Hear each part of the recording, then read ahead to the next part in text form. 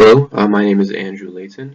This PowerPoint presentation will briefly discuss the intersection between minority youth in the United States and the criminal justice system.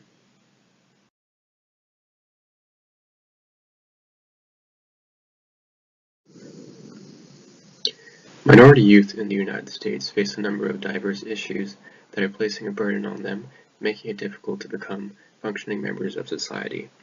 Also, for the purposes of this presentation, when I use the phrase minority youth, I am specifically referring to Black and Hispanic youth, since they are the most affected youth groups in the United States.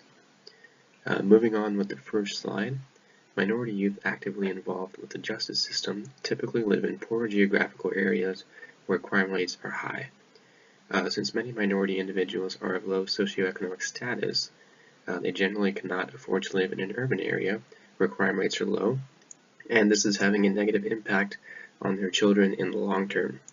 It is to no surprise that we see high rates of juvenile delinquency in poor areas of the United States. Also, we see that routine drug exposure, exposure to firearms and violence, is preventing minority youth from living a quote-unquote normal childhood, so one that does not involve the justice system. Also, the neighborhoods that minority youth often are raised in are plagued with crime and violence, making it nearly impossible for them to avoid the negative influences that are prevalent in these areas. Unless they physically run away from their home, minority youth will, in a sense, be forced to interact with these negative influences if they want to be accepted into pre-established delinquent cohorts. Also, it is important to consider that minority youth who are raised in poor areas often do not have access to crucial resources that help keep their lives on track, going in the right direction. A few crucial resources that minority youth do not have are things such as consistent family support system, functional education system, positive peer influences, etc. All these things act as resilience factors that ultimately may help combat the effects of exposure to crime and violence.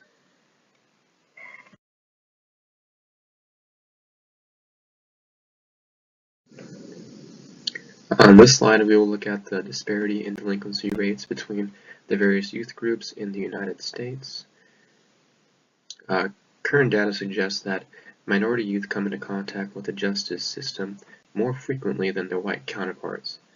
One of the possible driving factors of this statistic was discussed in the previous slide. We see that white youth typically live in urban or suburban areas where crime is low, so they're not exposed to crime and violence nearly as much as minority youth are.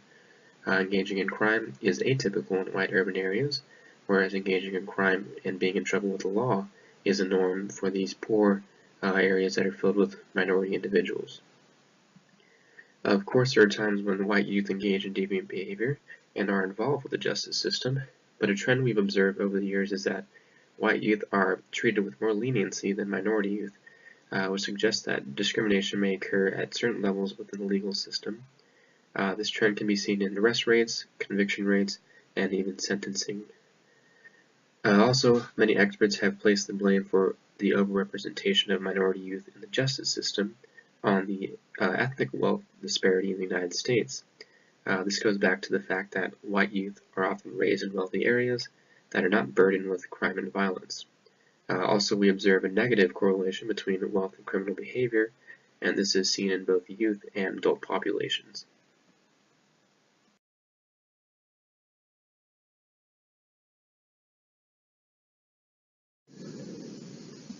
On this slide, now we will look at intervention programs in the United States. Many of these intervention programs really seek to decrease minority youth involvement with the justice system and ultimately create better life outcomes for our at-risk youth. A great example of an intervention program that is making a difference is Hope Worldwide.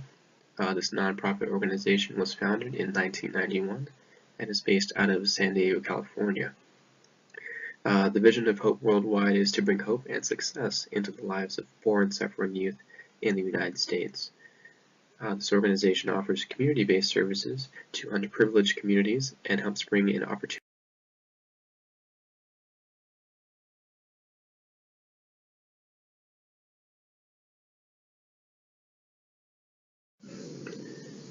Hope Worldwide has various programs that have had a positive impact on our minority youth in the United States. The Hope Youth programs allow them to engage in activities such as participating in fundraisers or charity events, organized sports, and volunteering at schools or health centers. This is really a great and effective form of intervention because we see that community involvement may deter youth from engaging in delinquent behavior and interacting with negative peer influences. Also, another feature of the Hope programs is that some of them offer individual therapy sessions for those youth who lack that crucial family support system that was discussed previously. In my opinion, the most effective tactic is intervention at the educational level, and Hope demonstrates this. They bring educational support to minority youth groups in struggling areas in an attempt to enhance their overall academic achievement. These youth programs offer educational assistance such as tutoring, extracurricular activities, and help with applying for scholarships in colleges. An interesting finding from a past study done by Ford and Schroeder actually revealed that college attendance and investment in higher education may decrease the likelihood that one will engage in delinquent behavior at any given point. So having an achieving academic career is important for overall success of the individual. So what Hope and other similar organizations have in common is that they seek to limit the effects of social disorganization on our minority at-risk youth.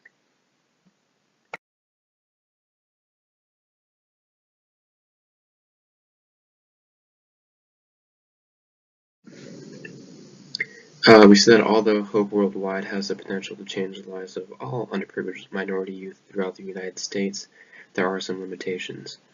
Of course, with any nonprofit organization such as Hope, much of the funding comes through donations. Hope is just not able to make an impact in all the lives of struggling minority youth because there is just not enough funding to do so. Also, I've noticed that Hope Worldwide focuses on providing intervention to those individuals suffering, which is great, but I think they should also consider attacking the source of all the misfortune through national policy reform. Also, having a trained mentor to assist each and every individual in need is just not practical, so they must be assigned into larger groups. Having one-on-one time is very important and may enhance the effectiveness of Hope's intervention efforts, but there is just not enough people to achieve that.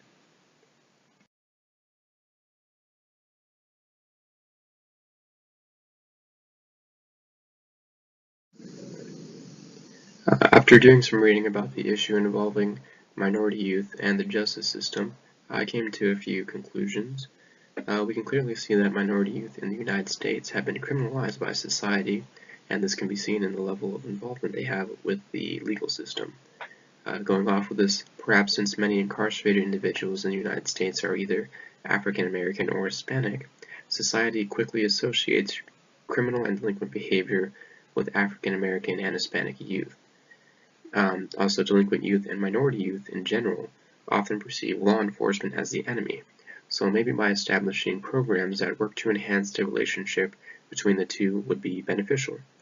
In the text, Walker writes that negative attitudes yield negative behaviors, and this may partially explain why we see deviant behavior from minority youth so often. Perhaps this problem with responding to authority was due to a lack of a strong and positive familial relationship early in their childhood. Finally, I also believe that rather than focusing on sentencing and apprehension of minority youth engaging in deviant behavior, we should place a focus on early-stage rehabilitative efforts in an attempt to decrease their overall involvement with the justice system.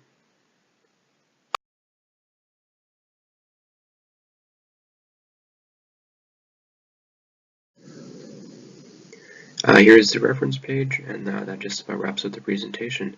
Thank you for tuning in.